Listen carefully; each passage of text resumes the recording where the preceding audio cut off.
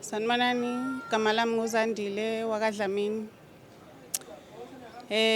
Mina ngiyintombazane nje ekhulele endaweni yasemakhaya, eMzimkhulu, endaweni yaseDelams. Okay guys, mina ngikhulile. Khuleni kwami ngikhule nginganaye umama. Mama mushone ngisasemncane kakhulu. Ngakhula khuliswa ubaba. Ubaba naye ubengasebenzi, besiphila ngemali yempesheni yakhe. Sakhula simantombazane sibathathu. Ngiyogcina mina. Sakhula yaqhubeka impilo. Ngithe mengenza ugrade 3 kwawukuthi kunenkinga zomndeni. Kwamele ngihambe ekhaya ngiyohlala nomunye u-anti wami. Ngahlala naye, ngakhula, ngikhulela kuye.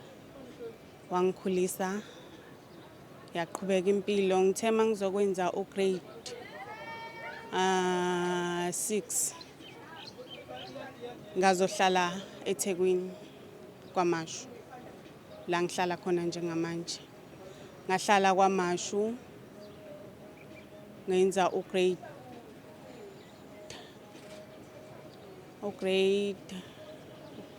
I'm not sure sengikhohle ukuthi bekugrade bani. Ngahlala from 2004 ngihlala la kwaMashu kwa 2005 2006 ngabuyela futhi emakhaya ngahlala yaqhubeka impilo. Wangikhulisa futhi u-anti wami, ngahlala naye.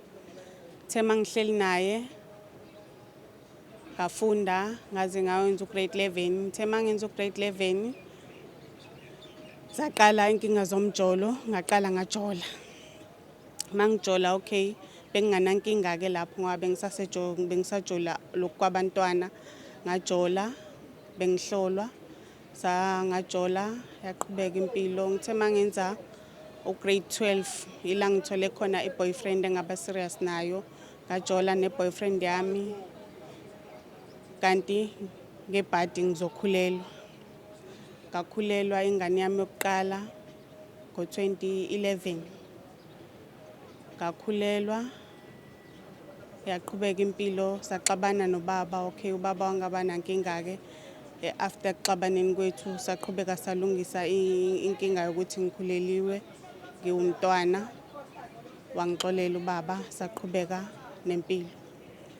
Thema iqhubeka impilo, umfana lo engiqale ukujola naye engibe naye kwi-serious relationship babomntwana.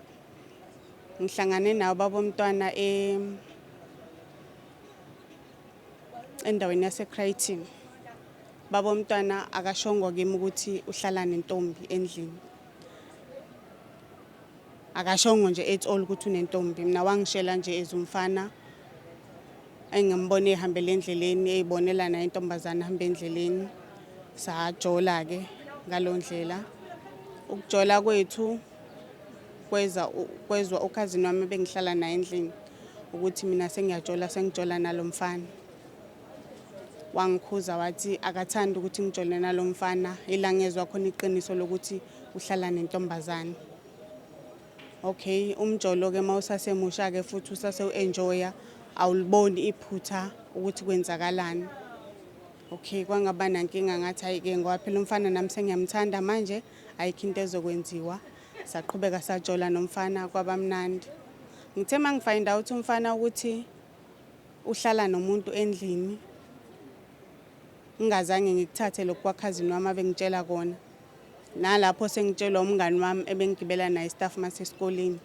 Useyangitshela umngani ukuthi hawu mngani uyamazi uLunga ukuthi uhlala nobani. Ngithi mina hawu uLunga wangitshela ukuthi uhlala lapha emqashweni lengale emuva la isebenzela ngakhona. Wathi hayi mngani wami umuntu wakho unamanga, akahlali lapho. Uhlala ngapha emuva kwasegarage, uhlala nentombazane. Ngithi mina hayi mngani unamanga, athena serious. Umuntu wami ke luckily ubengichecka every day ekseni because besigibelele egarage staff naye emsebenzini bedlula khona la egarage lapho besibonana vele every day ekseni.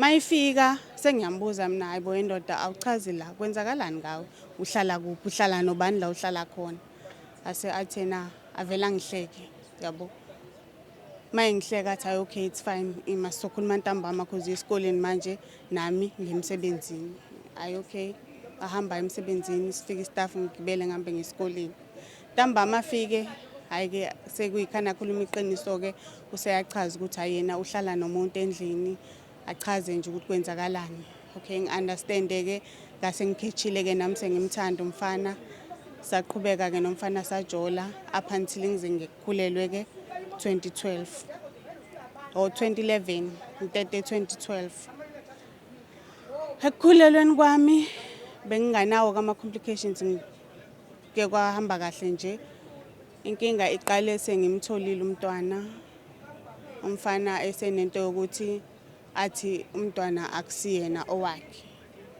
hawo ubuzakala ngimbuze mina ukuthi uthi umntwana akusiyena wakho kanjani manje athina lo mntwana akusiyena wami yabe nezitori nje ngithi mina okay ke it's fine anginankinga mina nalokho kushoyo mawuthi umntwana akusiwakho kodwa ke phela ekhaya mele ngibatshele ukuthi wena uthini kimi mina anginankinga nalokho kushoyo athena ayivele ubatshela abantu bakini ukuthi ngisho kanjalo sixabana nje sibangalonto sibanga nefone yami ukuthi ufuna ukuthatha ifone a-check efonini ukuthi ngikhuluma nabo bani kwenzakalani ngami nje like akaza ngibambe ngitshola akaza angibone ngenzani kodwa nje ube nalonto ukuthi ngiyamjolela ayithatha ifone angisakwazi ke manje ukufonela ekhaya ukuthi ngibachazele ekhaya ukuthi hayibo senginenkinga enje phela la umfana uthi umntwana akusiyena wakhe mangithi ngiyavuka ekseni ngiboleka ifone kwenye intombazane inginika ifone ngifonela ekhaya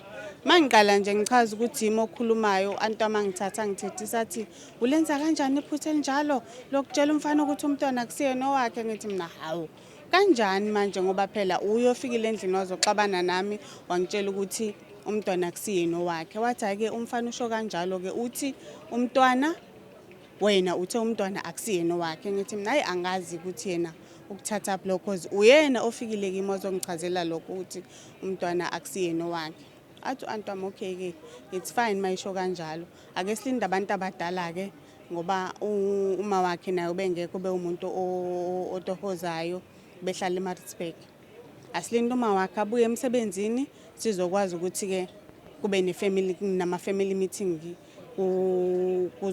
ezokwazi ukuchaza ukuthi why ethi umntwana akusiyena wakhe okay kuthi kusasenjalo ke ngistophe ke nokuya kubo ngingasamhambisa umntwana ngoba ngihlala umntwana ngimhambisa kube nenkinga ke efamilini yami yala ka-antwami la ngihlala khona ukhazini wami agulele umntwana eziyazi bam-admithele esibhedlela eThekwini angabi namuntu ozomgadela umntwana esibhedlela caca ukuthi kumele kuze mina nginomntwana but angina choice akekho omunye umuntu owayekhona ngaleso sikhathi ngize ke eThekwini ngizohlala esibhedlela ngigade umntwana owami ngoba bese khulile bamgade ekhaya ngithi ngisahlele la eThekwini esibhedlela ngifonele usisi wakhe athi hayibo ndoda kanti kwenzakalani waye ungasezi ekhaya waye ungasaletha umntwana ngimchazela ukuthi into edala ukuthi ngingasezi kini ubhuti wakho uthe umntwana akusiyena wakhe manje ekhaya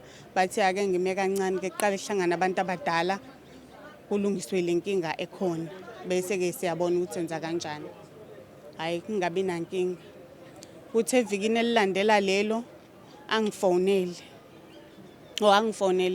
ubaba omntwana athi ucela umntwana ukuthi ngizomvakashisa ucela ukuthatha umntwana ahambe naye aye kubo naye ngithi mina okay umntwana usekhaya uhambe uyemcela ekhaya bese sengiyafona ekhaya ngifonela ukhazini wami lengimgadela umntwana ukuthi ubaba omntwana ucela umntwana uthi ufuna ukuya naye kubo athi ukhazini wami okay akunankinga angamthatha umntwana ngizomlungisa uzosho yena mayizofika izothatha umntwana okay kungabi nankinga ekuhlale esibhedlela angifonele usisi wakhe kulelo viki useyabuza ke hayibo umntwana sengiyamchazela mina ukuthi umntwana usezoza nobaba wakhe, mina angikho kahle kahle ngisesibhedlela eThekwini ngigade umntwana wakhazini wami.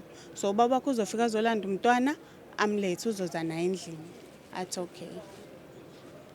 Ahamba amalanga kuthi evikini aphinda phone futhi aseyangibuza ukuthi ugcine nini ukukhuluma noLunga. Sengiyamtshela mina ukuthi hayi umuntu onjalo ngigcine ukukhuluma naye la emalangeni ecela ukuthi ucela umntwana ukubuya naye eze naye lapho kimi. Athi okay, inkinga yami ukuthi useyangichazela ukuthi inkinga yakho ukuthi abamtholi efonini, abazi kwenzakaleni. Ngithi mina hayi all right. Thathe nami ifoni yami ngimzame efonini akatholakali. Libele uyangifonela ke uyangicheck ukuthi sengike ngamthola yini, nami ngiyamcheck ukuthi eke wamthola yini. Gcine ngokuthi akatholakalanga. Hayi ahamba amalanga. Kuthi maybe after 3 days angifonele sisi wakhe angitshela ukuthi siyamthola lo muntu kodwa futhi ukumthola kwethu ushonile. Hawu qale ngethuke manje ushonile kwenzakaleni. Athe naye uyikhungile. Hayi all right, kabi nankinga ke kuphoqa ukuthi ke mele ngigoduke ngiphume esibhedlela ngizokwazi ukuthi ngemncwabeni.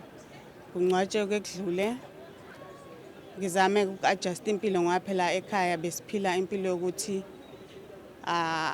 siyaphila asilali singadlanga. Manje mayingasekho naye angisanayo umuntu ozongisupportela umntwana ngendlela efanele. Nobaba wami akasekho vele useshonile. Hawu kuthi 2012 December ngidecide ukuthi okay it's fine, into engihlalisa emakhaya angisayiboni ngoba nomuntu ebengihleli ngaye akasekho. Decide ukuthi ngihambe ngeMpumalanga sisibambe sebehlala eMpumalanga.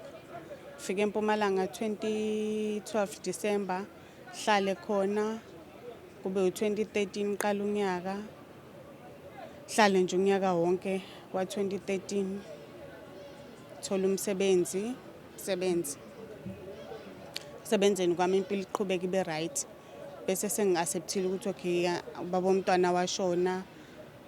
Sengizama ukuthi hayi ake ngiphinde-ke ngizame indaba yomjolo futhi ke ngibone ukuthi izongithatha ngibekephi kanjani. Hawu ngizame 2013 ngizame kumjolo la ngiqala khona ngithi ngiyajola khona ngibe nebhadi ngiphinde ngikhulelwe umntwana wesibili. Qhubeke nokukhulelwa impilo ibe right. Ngitete after ukuteta kwami qhubeke baba umntwana ukhona uyangisupporta wenza konke. Ayikho nje inkinga anginikeza yona. Hayi okay ngingabi nankinga qhubeka impilo. Kuthi 2017 ngiphelele umsebenzi angami nankinga ke futhi aqhubeka angondle nomntwana. Qhubeka impilo. Kuthi ngo 2018 bese ngihlala naye endlini. 2017 December hambe ngiyovakasha emakhaya. Hlale uDecember noJanuary wonke. December angifonela athi hayibo ndoda phela January angifonela athi hayibo ndoda kudala nambili buyani phela. Okay buye vele nomntwana sihlale. Ukuhlala kwethu abuye sibuye end of January. End of January masifika sifike sihlale uFebruary wonke. Ahamba emsebenzini sihlale naye ke. Sithi sisahleli kumnandi kunjalo ahambe aye emsebenzini bengene night shift ngalelo langa. Besebenzela icompany ama security. Ahamba emsebenzini nge night shift athi mayifika mayihamba emsebenzini beke umuntu bejwayele ukungifonela ebusuku ukuthi hayi ngisemsebenzini manje yonke into isahamba kahle. Kube strange nje ngayolanga umuntu angafoni. Hawu nginganaki ngitshela ukuthi hayi mhlambe babhizi kakhulu ngazi nami kwenzakalani kodwa nje ngingabi nawo lonto leyo. Hawu hlale kusekuseni. Makusekuseni kube umuntu ojwayele ukufika ngabo 7 endlini. Sishaya u7 umuntu akafiki, ushaya u8 umuntu akafiki. Ngiyibuza ukuthi kwenzakalani because la isite ebebesebenzela kuyo beyi-risky kakhulu. Okay. Ngithule nami ngingasazi ukuthi sekumele ngithini manje. Kuthi ngabo 8:30 kufike nje umastandi wala besiqashe khona. Afika umastandi athi ucela ngivuke ngendlule kunabantu abafuna ukukhuluma nami. Ngivuke vele ngilungise nje umbhede endlini. Ngiqede bese sengiyaphuma ngimtshela umastandi ukuthi hayi gogo sengiright. Athi nayi kunabantu abafuna ukukhuluma nawe nabo abazongena manje. Mangithi ngiyabheka abantu basemsebenzini wakhe. Hawu bangene mhlambe babela ko7 because bangena nje babaningi endlini. Bangene bafike bachazeke isitori ukuthi hayi into ebalethela endlini ukuthi ke kwaba nenkinga emsebenzini, kwaba nerobbery, kwadutshulwana. Unfortunately ubaba womntwana wami lo wesibili udubulekile lapho washona. Hawu ngimangala ukuthi kanjani manje ngoba phela lo muntu uhambe right kunganankinga. Ngiyibuza imibuzo eminingi ngingasazi ukuthi sekumele ngithini ngikhulume nobani. Ngiyibuza ukuthi why uNkulunkulu mina engenza kanje. Mangeke ngathi ngingena ku relationship kwenzeka lokhu, mangeke ngathi yabo sengize ngaqala ngiyibuza ukuthi hayi kusho angazi nami kwenzakalani ngami.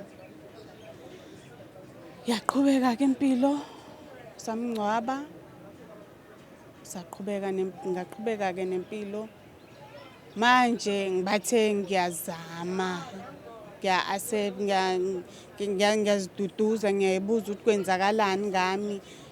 Ngiyazama uku-accept ukuthi kahle kahle lo muntu naye akasekho. Angiyitholi closure ngoba angazi kwenzakalani empilweni ukuthi why mina kwenzeka kanje empilweni yami kahle kahle. Ngoba noma ngithi ngibuza abantu abadala nabo abanazo impendulo noma ngithini sekuthi nokuhamba abantu besintu angisumuntu ohamba abantu besintu kakhulu kodwa nje ngiyafisa ukwazi ukuze ngibe neclosure ukuthi why kwenzeka ngalendlela ekwenzakala ngakhona. Manje ngiyafisa nje ukuthi impilo yami nami iqhubeke ifane neyabanye abantwana ngibe untombazane nje. Kodwa ngimbonge futhi uNkulunkulu ngoba abantwana bami bayakhula manje badala. Endabeni zomjolo manje hayi kusabheda akuhambi kahle kodwa ke futhi okwenzeke kimi angithi abanye abantu balahla ithemba nabo njenganami. Abantu abaqhubeke bajole. Nami mhlambe mase ngihilile kahle mhlambe ngisazophinde ngiqhubeke nami ngijole kodwa kwamanje hayi ngisamile kancane. Ngisazama ukuzithola ngizifuna ukuthi kwenzakalani ngempilo yami. Ngiyabonga. Is der Black Life TV?